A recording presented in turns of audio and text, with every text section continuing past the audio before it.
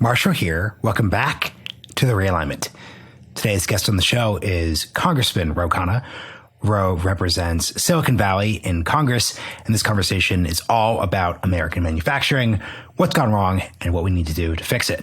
We will discuss his broader diagnosis of what's going wrong in our country and get into what we need to do moving forward when it comes to making sure the benefits of technology actually impact and help everyone else.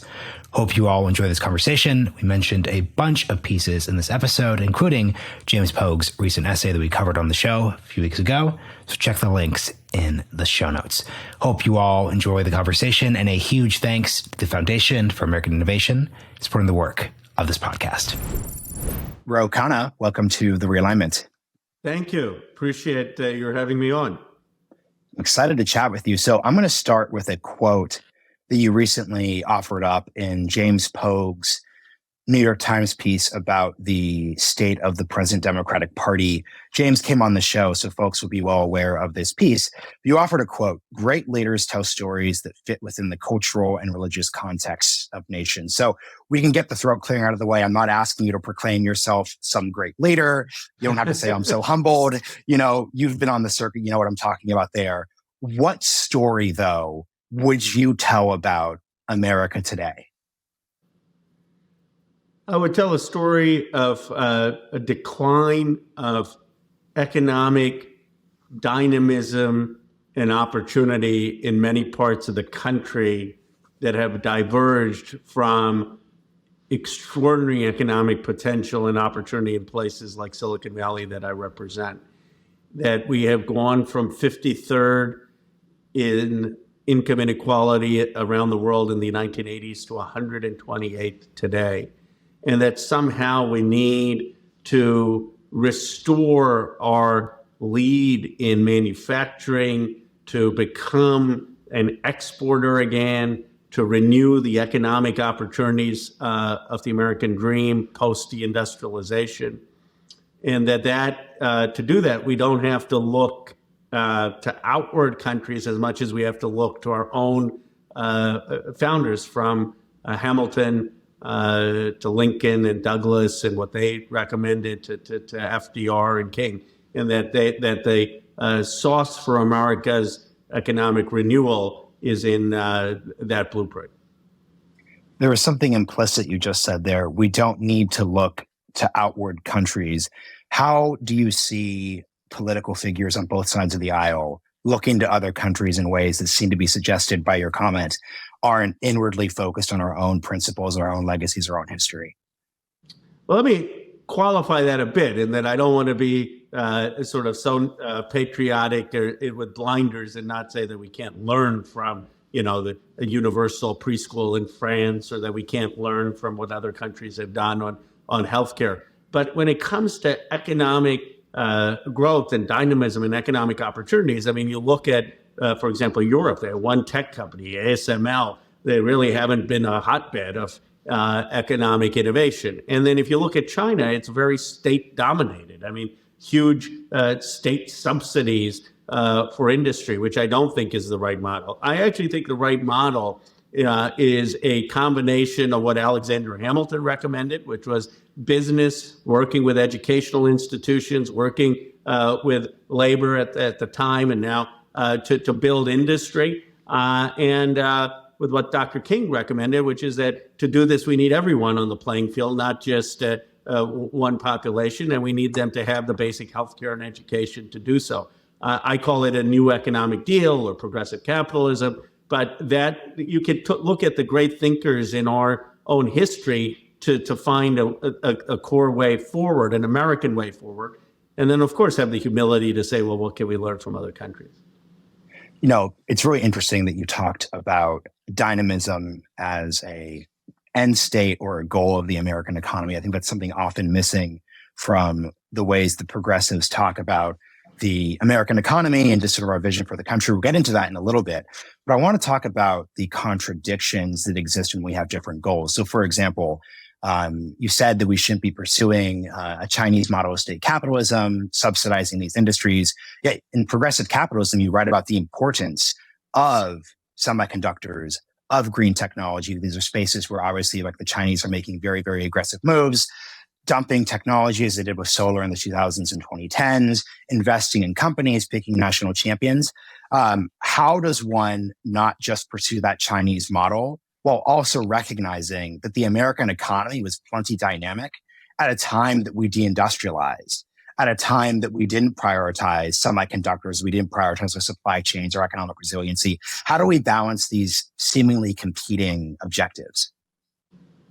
Well, I try to make the distinction from an economic patriotism that I call for and a Chinese nationalism in a piece I wrote for Foreign Affairs recently about being a manufacturing superpower. The two key distinctions is China, you have the state basically running these companies and massively investing without a clear market test. In American industrial policy, the type that we had with FDR during the World War II, where we produced more steel in Western Pennsylvania than Japan and Germany combined, what we did was have a market test still. You still had the private sector. They still had to raise private capital, but the government helped finance factories that were scaling and worked with labor. So it was not that the government was running these steel factories or that the government was just massively funding it. You still had a role for private capital in the market test. And with the Chips and Science Act, you saw with an investment tax credit, that actually prioritized the market. I mean, the market still matters. You still have to be able to be profitable and raise capital, but we're going to look at key industries. Now, I think what happened very briefly is after World War II, the Soviets basically said, look, the Americans were so successful in having the state with the private sector and having all of this. Why don't we just have the state do everything in building industry? And they started to pile up a lot of defense, and they had no role for the private sector. America said, no, we're going to have a role for the private sector. And that's why we had computers come and consumer goods. And our model was clearly better than the Soviet model. But we had such a fear of any role of the state because it was such a contrast to appropriately to communism and to socialism that we basically said, let the markets do everything. And that was our blind spot where we lost the Hamilton, Lincoln, FDR view that no, the state does need to have some role to ensure that we have steel, to ensure that we have aluminum, to ensure strategic tariffs, strategic financing. And I think that's the balance we're getting back. And candidly, it's something that both parties are beginning to recognize, that we can't have free market absolutism. Something I'm curious about when it comes to the progressive part of your personal identity, your brand, the book you put out, how should progressives think through prioritization? This is something that, Ezra Klein writes a lot about when it comes to everything bagel liberalism. And we're talking about the CHIPS Act and semiconductors specifically. One of the controversial things that's emerged from that discourse is if we're looking at our efforts to fund things via the CHIPS Act, you had requirements for daycare on site in ways that hypothetically could have actually impeded the actual goal of implementing. We could insert labor union requirements, et cetera, et cetera, et cetera.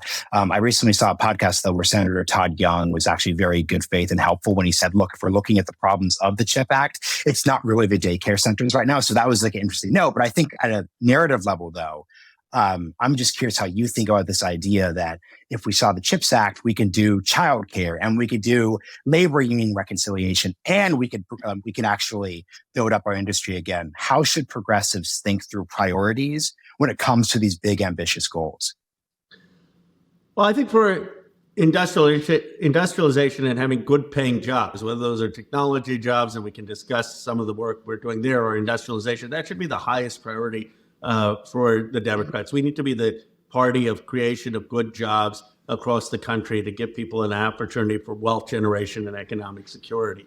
Now, how do we do that? I do think it's important as a highest priority to have the government partnering with business and labor to build that. I don't think you can have just government financing to corporations and not at least have labor neutrality or workforce investment. Our model has always been the government, academia, private sector, and labor. But when you look at things like childcare, I would do that separately. I mean, I'm for $10 a day childcare. You look at World War II, by the way, when we had all of the industrialization with FDR, and we had 3,000 war nurseries because all the women were industrializing America. And suddenly Americans said, well, who's going to raise the kids? And we had 3,000 war nurseries. But you can do that in separate legislation. I understand that, maybe you can't get everything at once. So I would say, first, let's do new steel plants, new aluminum plants, new drug manufacturing, work with labor business to get that done. Separately, let's do a bill on childcare, and linking everything in one ball is often hard. Something I'm curious about, I'm hoping you can give me useful insight to the way the Democratic Party's coalition works. I've been struck over the past 2 years about the fact that President Biden has been very aggressive in framing labor as an important part of these projects, as these coalitions when it comes to these issue areas like clean tech, good jobs, and of course the semiconductors. Something I've wondered, though, is that I don't really see often the argument advanced that it's not just that labor is this pool of workers that need to be sated or compensated for issues with, but actually labor is this thing that actually makes it work. So the reason why we're going to be able to get, so an example of a pitch that I would appreciate hearing is we're at 12% for semiconductors worldwide right now. We need to get to 20% to have some resiliency, and American labor's ability to upskill workers, American labor's ability to get projects done quicker than we think they would be. They are a vital part of that actual picture. I don't really hear that pitch much. So I'd love to hear just like your understanding of the role that labor, aside from just being an interest group, which the Democratic Party obviously caters to, plays in actually achieving these ambitious objectives.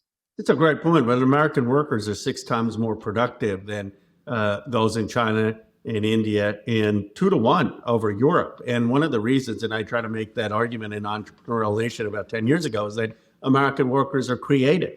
It's not just that they're on the assembly line and are taking orders. They may be thinking about, hey, this isn't quite the way to do this. Let's try something new. And we have a democratic system often comparatively of running things where we prioritize the insights of folks who are doing things with their hands and tinkering. And we've always had a less academic orientation, less hierarchical orientation. We've respected the practical person in this country, the tinkerer, the inventor, the person who makes things. I certainly respect it because I'm terrible in terms of being handy. And so I understand how important that skill is. And that, I think that is an important argument we should be making, that it's not just labor needs to get its fair share, it's that labor's going to be key in the productivity. By the way, labor is going to be key in understanding how we best use AI so that it's enhancing and not simply displacing workers. And how are we going to have this partnership to compete is important. And Germany is an example of actually a country that's done that well, where labor and management aren't antagonistic. They're often cooperative. Now, one other quick point, we're at 10% or so manufacturing workforce. We may not be able to double that to 20% around the country, but we could double it in key industrial states like Pennsylvania, Michigan, Wisconsin, Ohio, where there were almost 30 to 40% manufacturing. So where can we find this new manufacturing industry, I think is a key question.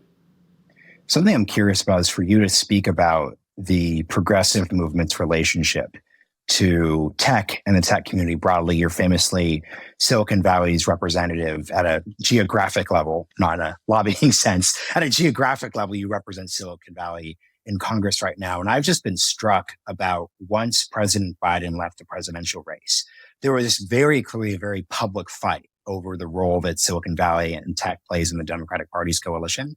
And the worst version of this was, billionaires being a little too open about thinking Lena Khan has to go to sate them and make them happy. But I do think the Lena Khan dynamic matters at a narrative level because clearly we're far away from 2013 inaugural address President Obama saying that we're the country of Google and Facebook. You're not going to see any center-left politician say that, I think, in coming decades. But I think too often progressives lack a positive vision for what tech can play when it comes to accomplishing our goals, not merely something that needs to be constrained or obstructed or taken on from inequality perspectives. What do you think is the positive case for tech within the party's coalition? How should people think about it? Well, I'm very proud of being the representative of Silicon Valley. In fact, in my latest book, Progressive Capitalism, when the publisher said, do you want to be identified as a congressman from Silicon Valley? I said, absolutely. And, recently I was on this Codel to Japan, and we met with the Japanese prime minister who had no clue who I was. And then I said, I represent Silicon Valley, and suddenly his ears perked up. I mean, it is a brand recognized around the country, around the world, because they're leading in building new clean tech, leading in AI that's going to help shape our lives for the next 20 years.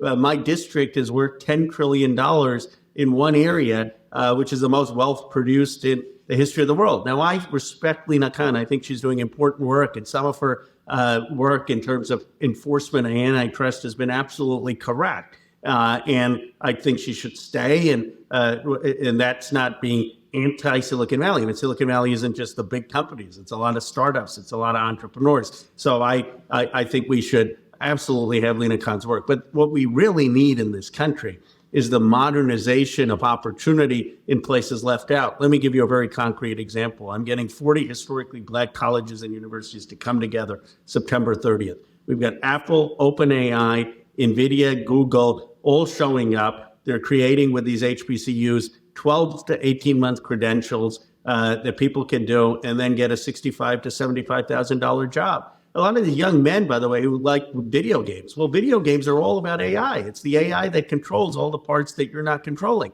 And so there is an opportunity to take people's interests and to transfer them into practical skills that are going to build wealth in the modern economy. To me, that is progressive. And to me, what people want, what they most resent about Silicon Valley is that they don't have the opportunities for their kids to have economic prosperity, their communities to have economic prosperity while they see wealth piling up in a few places. And now, a quick word about the A16Z podcast. Hey, it's Marshall. In an exponential era, it's more important than ever for our country to have alignment between policymakers, founders, and funders. However, it's rare that we find them all in the same room. That's where the A16Z podcast from Andreessen Horowitz comes in.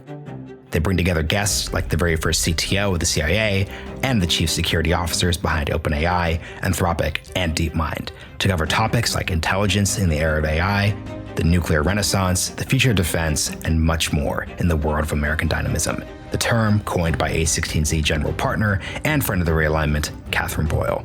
The A16Z podcast's episodes also tackle other important trends in technology and business, from supply chains to space and beyond. Want to know more about the $3 billion record Social Security breach? They've got you covered.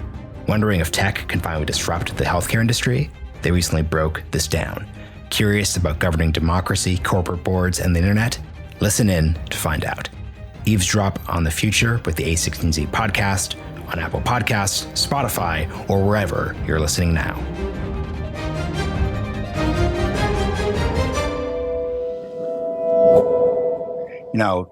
You referenced your book, Entrepreneurial Nation, why manufacturing is still key to America's future.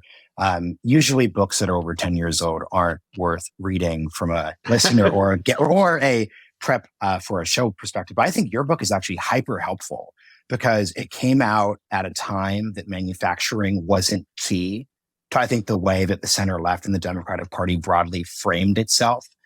Clearly, we have a situation right now where both leaders of the Republican and Democratic parties are kind of fighting over who is much more manufacturing friendly. That was not the story back in 2012. So I think anyone should read that book to just understand how different the world used to be.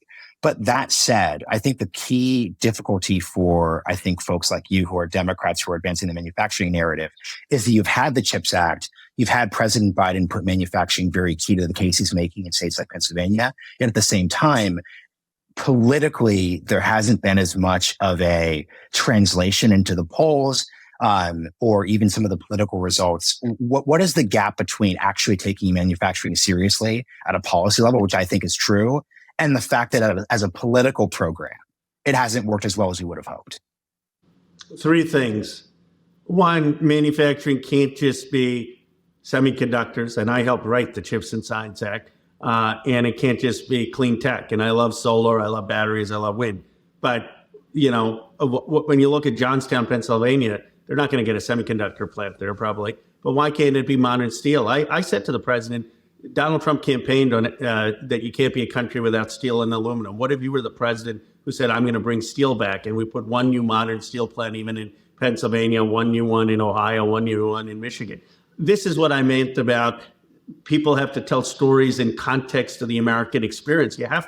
Did we ever go to these communities that were deindustrialized and said, hey, what do you want in your community? What type of jobs do you want? Or did we just say you're going to get the battery plants and the solar plants and the semiconductor plants, and some of them aren't feasible in these places? So I would much more listen to these communities and have tailored economic development in industries broader than just very, very high tech or clean tech, but have modern versions of steel, modern versions of aluminum that, by the way, also be good for the climate. The second thing is you need better state capacity. We still haven't given the Commerce grants out for the semiconductors 2 years later. I mean, it's incompetence in terms of bureaucracy. We're not capable as a state of being dynamic. And I think Ezra Klein points this out, we've got to, as Democrats, take that seriously. Josh Shapiro did an amazing job in 6 weeks when he redeveloped I-95. He captured the whole imagination. So instead of just talking about the money, what we should have said is, okay, 1 year this new factory is going to come up, or you're going to see the groundbreaking, and we're going to manage it, and this is going to get done, and really have those benchmarks, I think, in a much better way. And the third thing is... Quick pause before you get to number three, because I'm so happy you said that. And I always sort of push this on Democrats. I'll speak to our, Silicon Valley backgrounds and basically say my problem with the way the Democrats treat legislation in these categories, it's as if you and I got together and we raised a bunch of money for a company and we said, look, A16Z's led our Series A, and that's the accomplishment. No, that's not the accomplishment. Brilliant point.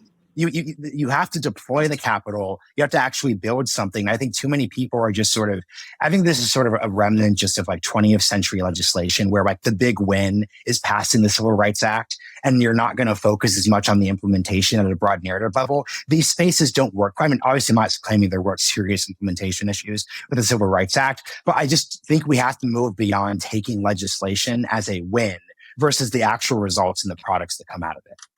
I think you're absolutely right. My dad was joking around when Build Back Better was going on. And he said, you got all these Democrats, including yourself, you're all on TV arguing about who's going to spend $1 trillion or $2 trillion. You're not talking about what you're actually doing with the money. I mean, obviously the money's gone well, but we think that the allocation of the money is the achievement. A lot of Americans think, well, anyone can do that. They can go vote to write a check. I mean, how hard is that? What actually matters is the implementation, the execution. And there needs to be a lot more time thought on the execution and deadlines and meeting those deadlines and getting it done, and the state capacity, which is at the essence of Silicon Valley. Getting the money is only part of it. It's the team and the execution that really makes companies succeed, even more than the ideas. There were a lot of Facebooks, by the way, and it was Zuckerberg's execution more than anything that allowed Facebook to develop, as opposed to Friendster or MySpace or all the other companies that were there. There were a lot of search engines. So that's something I think we can actually learn from the private sector. But the third point I'd say is just being present and being able to tell a story. I love President Biden, but I once joked with John Podesta, and I said that Bill Clinton, who had some great achievements and some things I disagree with. And I said, he basically presided over the hollowing out of a lot of manufacturing in Ohio and Pennsylvania because of NAFTA, because of the World Trade Organization. And he left with 60% approval ratings. Now you got someone who's bringing it all back, and he's stuck at 40%. I said, did you ever think why? And that's because Clinton was brilliant at going to communities and explaining this story and making the economic case and having roundtables. And I think he was well-intentioned for his time, but there was a political communication on the economic case. Now look at the Democratic messaging, and how much are we talking about the economy? How much are we out there in communities hammering the economic message? I just don't think we're doing it with the discipline that someone like Bill Clinton did it. And that in part is, you got to do good in politics, but you also be able to communicate it.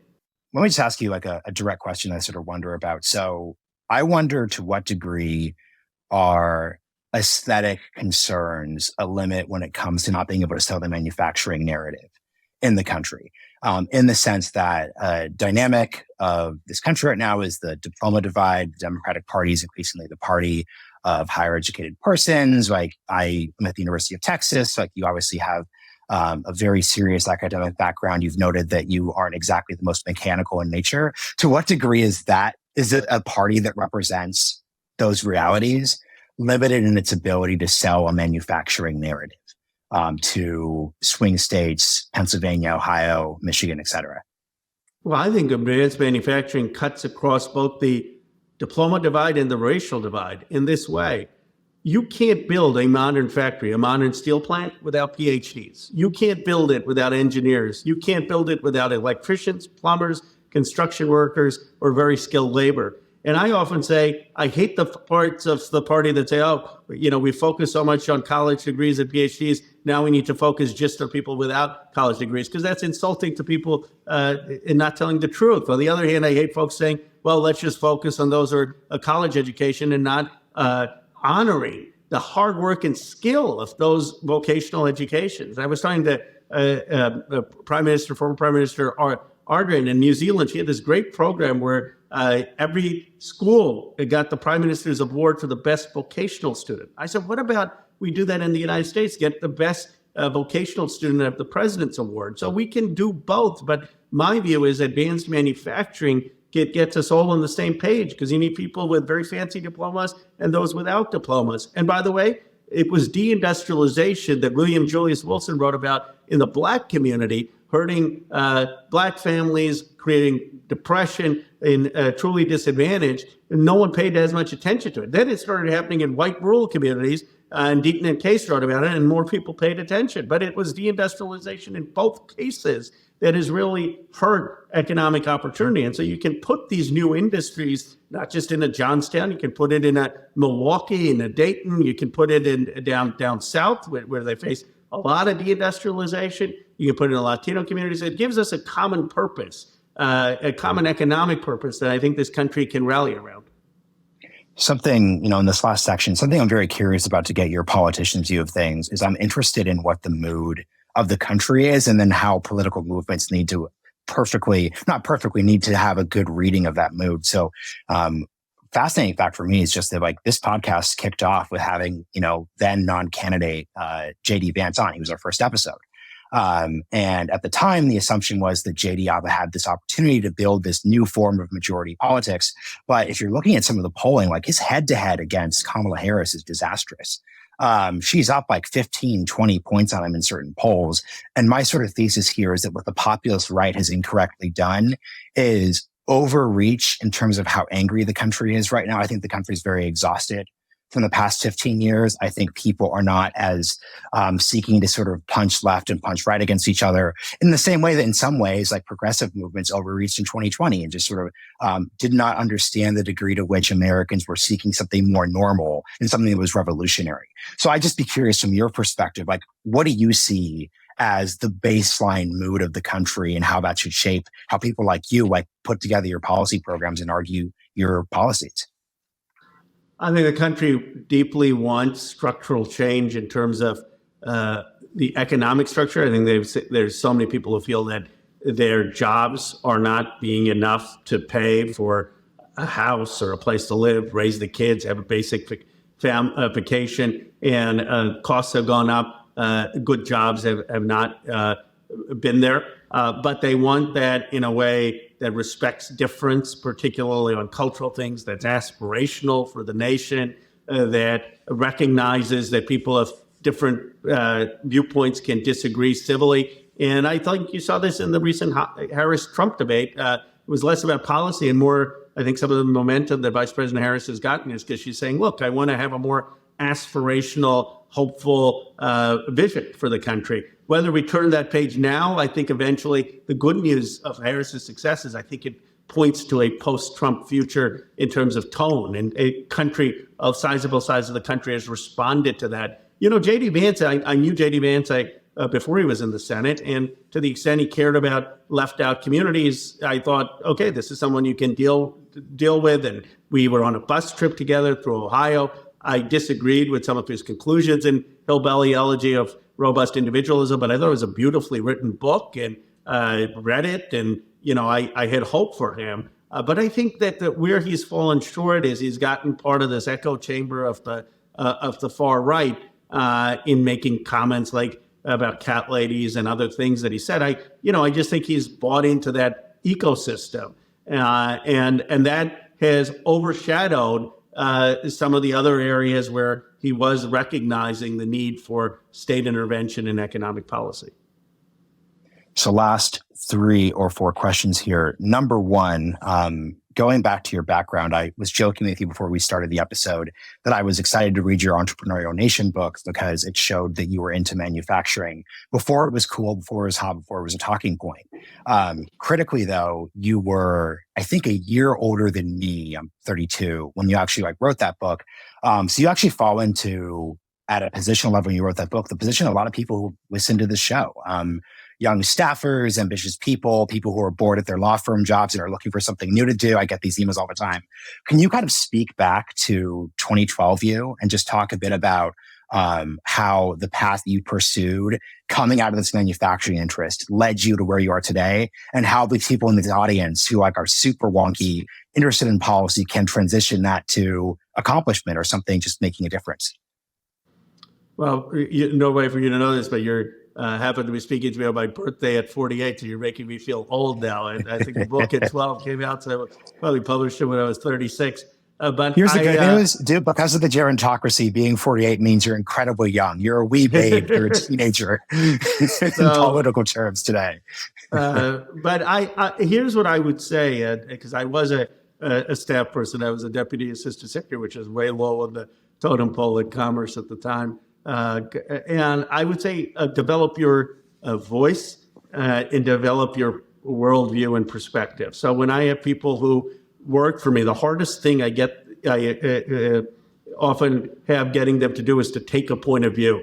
They'll give great analysis, in-depth analysis. I said, yeah, but where's your mark? Where do you want to go? And taking a point of view is difficult because it means you could be wrong. I'm sure there are things in that book that if I reread, I said, I really said that. But when you take a point of view, it is risky, but that's what's going to then give you confidence and have people start to listen to you. And then when you take a point of view on something you care about, start to be the expert on it, start to go deep on it, and maybe try to publish something on it. Now it's much easier. You don't have to wait for a book publisher. You can do something on Substack. You can write an op-ed. And yet then you'll start to be respected in your own voice. You can start a podcast and have your own mark on it.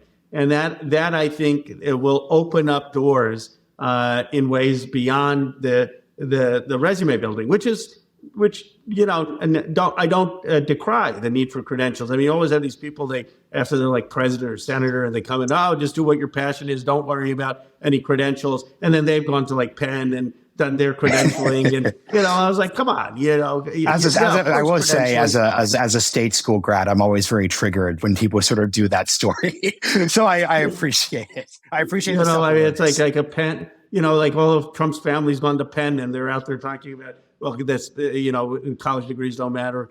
I'm not saying, look, of course, it takes more than credentialing, but of course, some of credentialing matters in society. But ultimately, marrying the practical experience credentialing with finding an authentic point of view, not just passion, but point of view, and going deep, I think gives you the best chance to have a dent in the world. And you know what the amazing thing is? Everyone keeps thinking it's the next step, in that I thought, okay, you get to Congress and then you're going to change the world.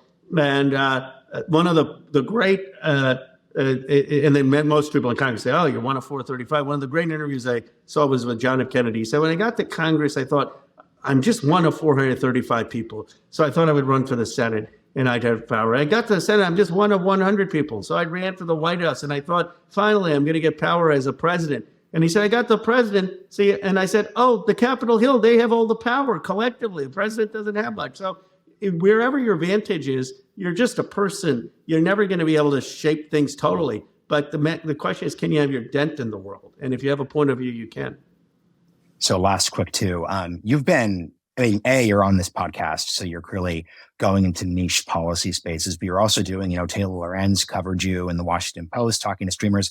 What have you learned at a meta level from going into these alternate spaces? Because I will just tell you something, I used to do stuff with breaking points. When I want to get clicks, I can get clicks, but I've just found that algorithmically driven content and news gets toxic pretty quick.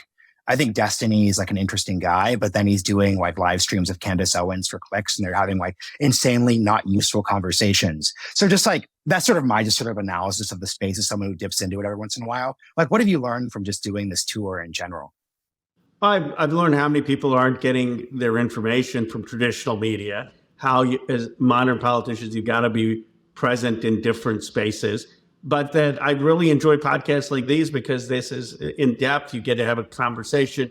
And what I believe is that the digital space is so early, right? And right now it's a lot of sensationalism. But I often say after the printing press, you had the publication of pamphlets that led to hundreds of years of war in Europe. And those pamphlets would make social media look tame. I mean, they were pretty, they were provocative to war. And so it's for us to shape what the modern digital space looks like. And my hope is, and this isn't to flatter you, but my hope is that more podcasts like this will gain traction, and they already are. I often, by the way, who listens to podcasts the most are firefighters, because they're in there in the firehouse for hours, and they've got long form podcasts on. It was one of the ways that Robert Kennedy initially gained so much attention, by going on, and you really get to know someone more.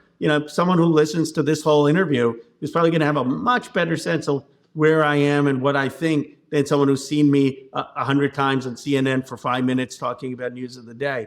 And so it's for us to build more of these forums, to use technology to enhance conversation and democracy. Why don't you have a podcast? There was a moment in 2019 where everyone wanted to be Senator Ted Cruz and have their podcast. Like, why haven't you taken that jump as a legislator? Because I have more humility in that case. I know that people don't want to have politicians do podcasts, because politicians, and it's not an insult to politicians, politicians are constrained in certain ways on what we can say. We have to look at our constituencies, our parties, our being effective. And folks don't want that constraint in a podcast. They want it to be much more open. As a guest, a politician can be much better, but to be a host, maybe the politician will prove me wrong, but I don't think the world needs more politicians doing podcasts. And by the way, politicians have plenty of platform. What I would rather see is people who don't have already a microphone getting opportunities. So last question. We talked about manufacturing. You have new legislation. This conversation didn't end in 2022. So what should folks look into that you're working on moving forward? Well, I've got this modernization of steel, which I'm very excited about, which could build new steel plants into places in Pennsylvania, Michigan, Ohio, that will be good for climate, but also help us compete in the next generation of steel. I think we can do it for aluminum. We can do it for drug manufacturing. We should really look at economic development in each community. And Rubio, I know who you mentioned, and I have this legislation calling for the creation of a National Economic Development Council with President Harris or a Trump that focuses with the local communities on rebuilding the economy in a modern time. And that to me is the hope. The economic resurgence is a common platform that maybe it can bring this country together. Perfect. Thank you for joining me on the Realignment Road. This has been a great episode and very informative as to your background and what you're working on next. Thank you. Thank you, Marshall.